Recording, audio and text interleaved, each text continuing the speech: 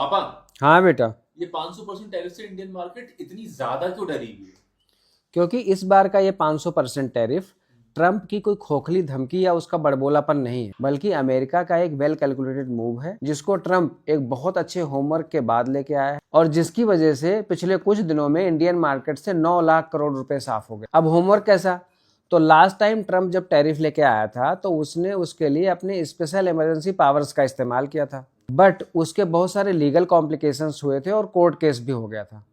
तो इस बार उसने उन सारे लूप होल्स को एड्रेस किया है जिससे कि कोई कमी ना रह जाए। अब याद है मैंने पिछली बार बोला था कि इस बिल को अमेरिका की दोनों पार्टीज रिपब्लिकन्स एंड डेमोक्रेट्स अपने पर्सनल डिफरेंसेस को साइड लाइन करके लेके आई हैं। उसका एग्जाम्पल ये है कि अमेरिकन सीनेट में 100 सीनेटर्स बैठते हैं।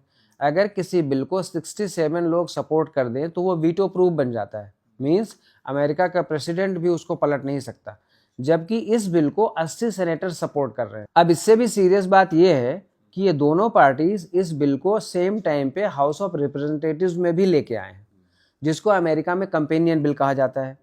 और ये ऑप्शन बहुत ही रेयर यूज किया जाता है जब कोई नेशनल इंटरेस्ट का इशू हो। इससे पता चलता है कि अमेरिका इस बिल को लेके कितना सीरियस। और सबसे इंटरेस्टिंग बात यह है कि रिलायंस इंडस्ट्रीज जो रसिया से दुनिया में सबसे ज्यादा ऑयल खरीदता था, उसने कुछ दिन पहले रसिया से तेल लेना बंद कर दिया।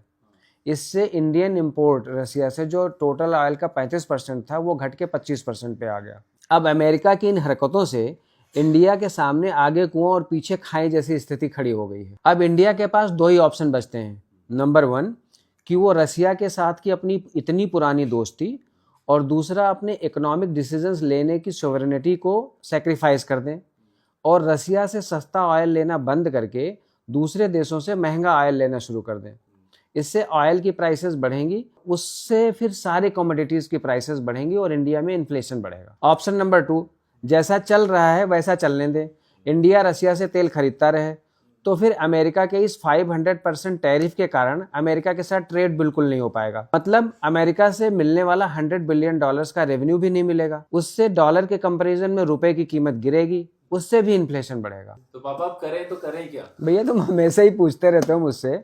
अब इस बार तुम्हारे लिए एक होमवर्क है कि तुम हमारी इस ग्रे गोल्ड फैमिली से पूछो कि वो इन दोनों में से कौन सा ऑप्शन चुनना पसंद करेंगे, और अगर सब्सटेंशियल वोट होए तो हम उसको गवर्नमेंट ऑफ इंडिया के साथ शेयर करेंगे। पर इस सब से एक बात तो समझ में आ गई कि भैया भगवान चाइना जैसा दुश्मन भले दे लेकिन ट्रम्प जैसा दोस्त ना दे।